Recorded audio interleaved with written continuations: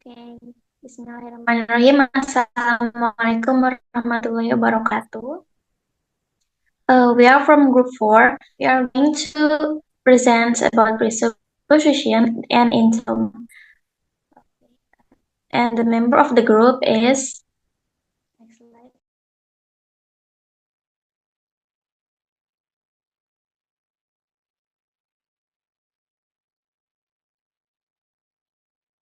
Devika Fatima Az-Zahro, Duyana Novia Rahmah, Efrileni Putri Darmawanti, Iqdara Raseka, and Tri Ramadhani.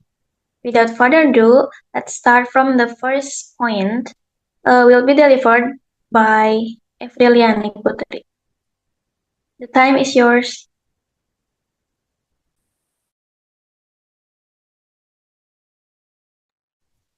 Okay, thank you, moderator. So, I will describe about the first material for presupposition. So, a presupposition is something a speaker assumes to be the case prior to making an utterance. As speakers, not sentence, have a position, and entailment is something that logically follow from what is asserted in the utterance. Sentences, not speaker, have a entailment. Jadi kalau secara sederhananya itu presupposition itu adalah sesuatu yang diasumsikan atau dianggap sudah benar atau sesuatu itu benar ketika dibacakan atau diucapkan oleh sang penutur. Nah, sebelum dia berbicara, jadi ini tuh datang dari pemikiran dari sang pembicaranya itu. Contohnya, kalau misalkan contoh lain nih dari sentence di sana, Mary's brother brought 3 horses. Atau misalkan adik saya sudah berhenti merokok. Nah, maka presuppositionnya itu adalah adik saya dulu merokok. Kemudian, kalau entailment itu adalah sesuatu yang secara logikanya itu pasti benar jika kalimatnya itu benar. Nah, ini tuh berasal dari si kalimatnya itu sendiri, bukan dari sang penutur atau pikiran dari orang yang berbicaranya tersebut. Jadi kalau misalkan eh, di sana kayak apa ya, contohnya itu Ani mempunyai 3 anak. Nah, maka entailment-nya itu adalah Ani mempunyai anak. Jadi secara logika itu tuh ucapan atau ujaran itu tuh benar. Nah, jadi kayak apa ya, secara sederhananya itu kalau presupposition itu yang diasumsikan oleh sang pembaca atau sang penutur, kalau misalkan entailment itu adalah apa yang diucapkan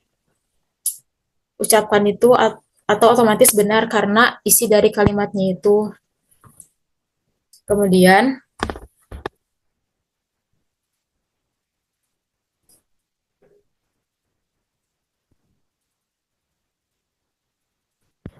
di sini ada penjelasan selanjutnya. In many discussion of the concept, presupposition is treated as a relationship between two proposition. If we say that the sentence in 2A, yaitu di sana ada sentence Mary's dog is cute. Kemudian terdapat simbol P. Contain the proposition P and the sentence in 2B, yaitu Mary has a dog. Di sana ada simbol yaitu simbol Q. Nah, contain the proposition Q, then using the symbol kayak panah ke kanan gitu, 2, to mean presupposes. We can represent the relationship as in to C. Jadi P presupposes Q. Nah,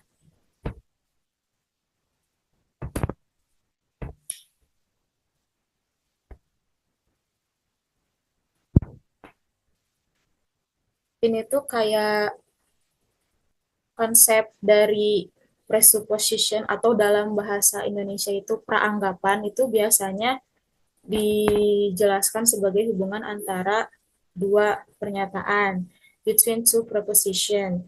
Nah, artinya ada satu pernyataan utama, yaitu di sana yang sentence A itu yang disimbolkan dengan V itu adalah pernyataan utama. Kemudian yang punya presuppositionnya itu yang simbol Q, dan atau dengan kata lain supaya pernyataan yang P ini, yang simbol P ini bisa diucapkan, maka harus ada simbol Q ini yang sudah diasumsikan benar sebelumnya. Nah, di sana ada contohnya, kayak Mary's dog is cute. Nah, kemudian yang B itu Mary has a dog. Kalimat ini tuh, kalimat yang A itu hanya bisa diucapkan kalau kalimat yang B itu diasumsikan benar. Maka ditulisnya di yang C itu P presupposes Q. Jadi kemudian ada penjelasan selanjutnya, yaitu interestingly when we produce the opposite of the sentence into A by negating it not P, as in 3A, we find that the relationship of presupposition doesn't change. That is the same proposition Q repeated as 3B continues to be presupposed by not P as known in 3C. Jadi kalau misalkan dari si sentence-nya itu atau dari si P-nya itu adalah negatif, tetap presuppose-nya itu apa? Mempunyai presuppose. Jadi di sana dijelaskan bahwa this property of presupposition is generally described as constancy under negation. Basically, it means that the presupposition of a statement will remain constant, still true, even when that statement is negated. As a further example, consider a situation in which you disagree via a negative as in 4B with someone who has already met the statement in 4A. Jadi, walaupun kalimat itu bersifat negatif, nah tetap saja presuposisinya itu tidak berubah. Jadi tetap ada presuposisinya. Dan di sana itu ada contoh kayak everybody knows that John is gay. Kemudian yang sentence B-nya itu everybody doesn't know that John is gay. Nah, kemudian karena di poin C itu John is gay, dan itu adalah pernyataan dari presupposition-nya, dan maka rumusnya itu adalah P presuppose G and not P presuppose Q. Jadi walaupun sebuah kalimat itu didebatkan atau ada kata-kata negatif atau kalimat-kalimat negatif, presuposisinya itu tidak berubah, tetap di pernyataan utama itu sendiri. Mungkin cukup sekian yang dapat saya sampaikan. Saya kembalikan ke moderator. Okay, thank you, Apriliani, for the great explanations. Now we are going to move into this next point that will be delivered by Dwiana. Dwiana, the time is yours. Okay, the next material is types of presupposition. There are 6 main types of presupposition as classified by linguistic Geoffrey. The first is essential presupposition. Assume the existence of something or someone, like example like John's car is new, presupposes that John exists and he has a car. And the second is factive presupposition, triggered by verbs like now, realize, regret, and which presuppose that the truth of the clause that follows. Example, like she regrets leaving early, presupposes that she left early. The third is next. The third is a lexical presupposition, triggered by specific word that carry an implied meaning. For example, like he stopped smoking, presupposes that he used to smoke.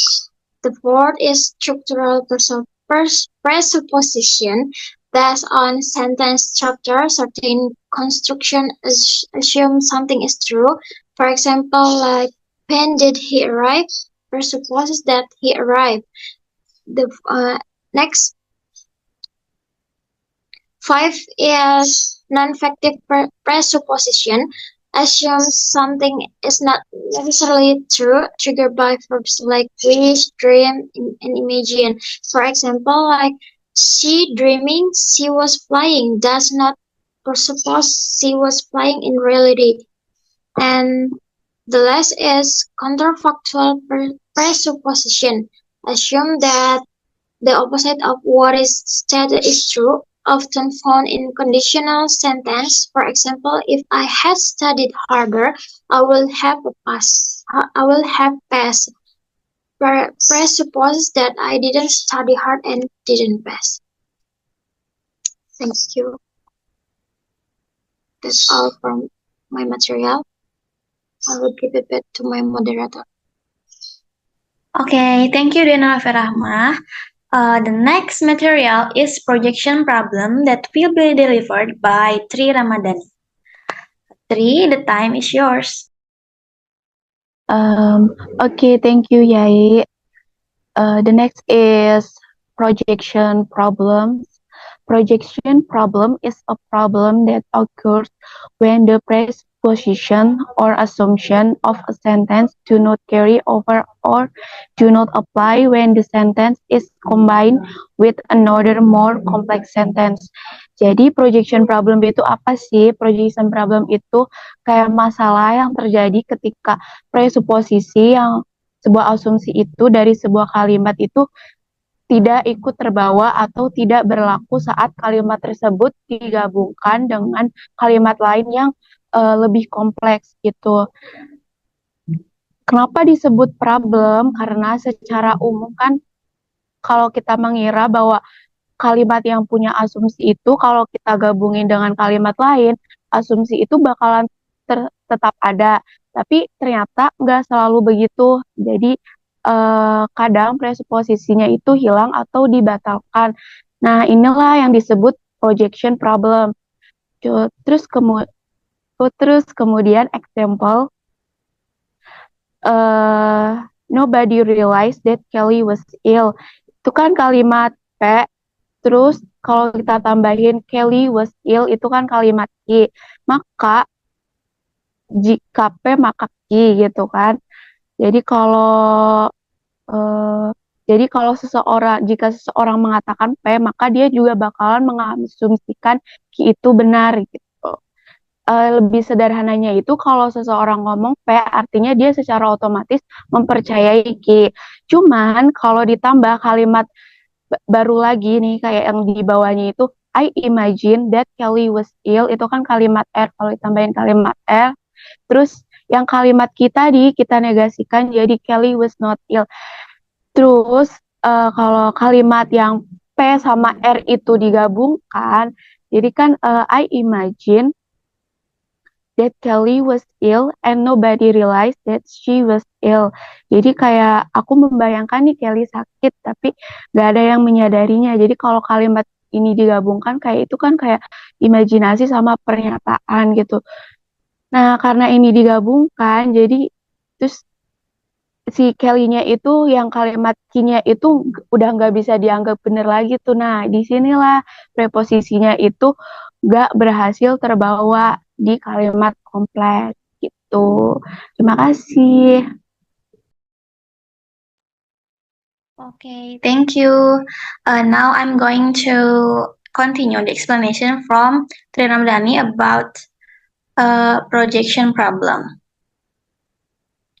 Oke, di sini kan saya memberi 4 contoh selanjutnya. Yang pertama itu ada percakapan tentang suatu film antara Walid dan Baiduri ya. Di sini Walid said, I'm so satisfied. Finally, Dylan regrets cheating on Milya. Nah, lanjut dijawab oleh Baiduri. But now, we all know that Dylan didn't cheat. It was just a misunderstanding. Nah, di sini kalimat yang pertama itu mengandung presupposition bahwa Dylan itu kan telah selingkuh dari Milya, yang mana itu key.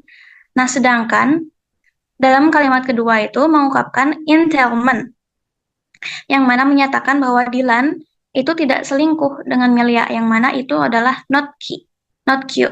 Nah, jika kita bisa menggabungkan kedua kalimat tersebut, jadi Dylan regret cheating on Milya, but he didn't cheat on her. Nah, di sini kan presupposition Dylan tidak selingkuh itu nggak bisa dipertahankan, karena keduanya itu menyatakan entailment yang mengingkari presupposition tersebut, yaitu Dylan tidak selingkuh. Jadi dengan kata lain, presupposition Dylan selingkuh itu tidak dapat terproyeksikan atau bertahan setelah digabungkan dengan kalimat yang bertentangan secara langsung. Jadi presupposition dan entailment dalam kalimat-kalimat ini itu saling bertentangan. Jadi ketika ada pernyataan yang bertentangan dan dengan presupposition yang muncul sebelumnya, jadi presupposition ini tidak bisa lagi bertahan. Nah, terus ada projection problem yang selanjutnya itu contohnya masih tentang yang tadi, masih kalimat yang tadi. Di kalimat yang pertama, Dylan regrets cheating on Milya. Itu kan P ya, presupposition P. Kemudian yang selanjutnya masih Dylan cheated on Milya, itu presupposition Q. Kemudian yang selanjutnya he didn't cheat on her, itu adalah entailment. Nah, jika digabungkan Dylan regrets cheating on Milya but he didn't cheat on her. Nah, kalimat pertama itu mengandung presupposition bahwa Dylan telah selingkuh dengan Milya kayak tadi. Nah, terus kalimat kedua juga menyatakan bahwa Dylan telah selingkuh dengan Milya. Kalimat ketiga menyatakan entailment bahwa Dylan tidak selingkuh dengan Milya. Nah, ketika kita menggabungkan kalimat A dan C, maka kita mendapat kalimat Dylan regret cheating on Milya, but he didn't cheat on her. Nah, dalam hal ini, presupposition dalam kalimat pertama itu bertentangan kan dengan entailment dari kalimat yang selanjutnya yang menyatakan Dylan tidak selingkuh. Nah, kayak yang sebelumnya, presupposition bahwa Dylan telah selingkuh itu tidak dapat bertahan setelah digabungkan dengan entailment bahwa Dylan tidak selingkuh. Dengan kata lain, presupposition tidak dapat diproyeksikan ke dalam kalimat gabungan. Dan ini menunjukkan adanya projection problem.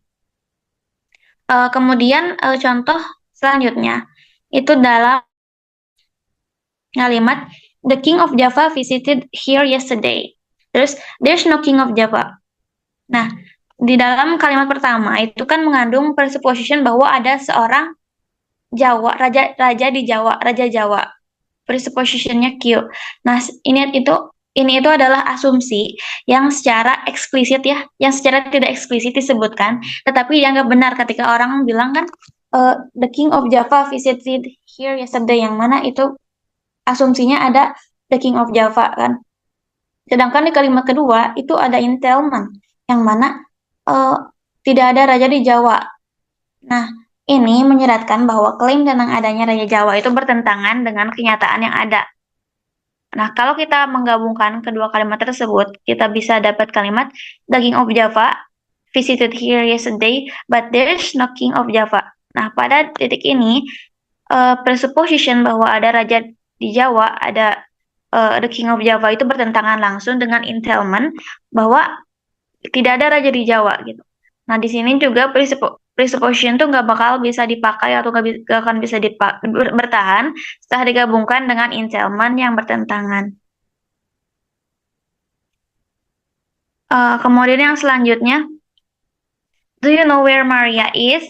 She's probably looking for her notebook or something. Nah, kalau misalnya di kalimat ini, eh do you know where Maria is itu kan itu pertanyaan. Nah, di sini kan selanjutnya she's probably looking for her notebook or something. Berarti presuppositionnya itu bisa jadi dia memiliki notebook, tetapi di sini ada keraguan dari sang speaker bahwa ada kata kan or something, nah, gitu. Jadi dia bukan kenyataan yang benar kalau misalnya si Maria ini punya notebook, gitu. Jadi itu dipatahkan kembali oleh kata-kata or something-nya. Itu adalah entailment-nya gitu. Jadi presupposition-nya itu she has notebook tapi dipatahkan oleh entailment or something itu. Mungkin sekian dari saya. Mohon maaf bila ada kesalahan. Untuk materi selanjutnya akan disampaikan oleh Devika, yaitu ordered entailments. Devika, the time is yours.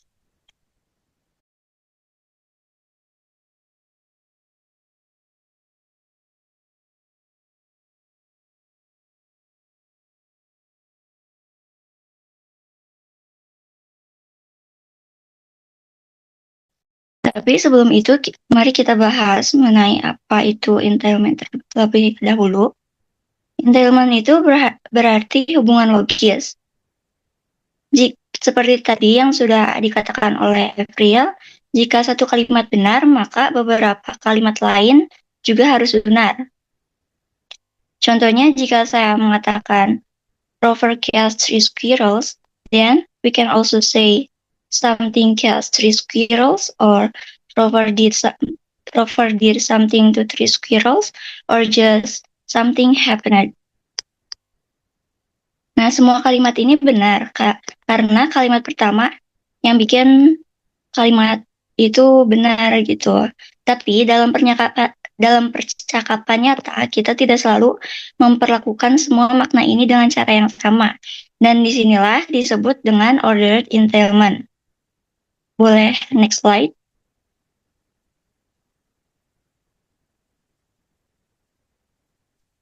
Nah, jadi ordered entailment, which means the speaker arrange those meaning based on what matters most in the conversation. There are two main ways to show which meaning is most important. Jadi ordered entailment itu yaitu ketika pembicara mengurutkan makna berdasarkan apa yang paling penting dalam konteks percakapan. Jadi bagaimana cara menunjukkan makna mana yang paling penting.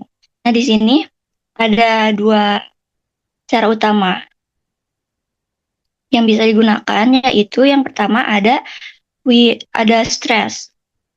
Stress means saying one word more strongly or clearly than the others. Stress ini berarti mengucapkan satu kata dengan lebih kuat atau lebih jelas dari kata lainnya. Ingin memberitahu pendengar bagian mana yang ingin ditekankan oleh pembicara. Contohnya, Rover kills 3 squirrels. Nah, di sini kalimatnya fokus dengan siapa yang melakukan atau siapa yang menangkap tupai itu. Dan kalimat yang kedua yaitu Rover kills 3 squirrels. Dan di sini lebih fokus pada berapa tupai yang ditangkap. Lalu cara yang kedua ada cleft sentence. Cleft sentence are special sentence forms that highlight one part of the sentence. Jadi cleft sentence adalah bentuk kalimat khusus yang membantu kita menyoroti satu elemen tertentu. Contohnya, it was Rover that kills the squirrels, or it wasn't me who took your money. Nah, dua kalimat ini lebih condong atau lebih fokus kepada siapa yang melakukannya. Nah, jadi dengan menggunakan stress atau cleft sentence, pembicara ada membantu pendengar memahami pesan utama atau fokus dari ucapannya. Meskipun banyak makna yang mungkin benar, tetapi hanya satu yang benar-benar yang ingin disampaikan. Singkatnya, ordered entailment ini dapat membantu kita mengetahui apa yang sebenarnya ingin ditekankan oleh pembicara dalam sebuah kalimat. Mungkin sekian yang dapat saya sampaikan. Saya kembalikan kepada moderator. Thank you, Devika Fatima, for the explanation. So that's all from Group 4. We are sorry if there's any mistakes because the perfectness is belong to Allah Subhanahu wa Ta'ala. Wassalamualaikum warahmatullahi wabarakatuh.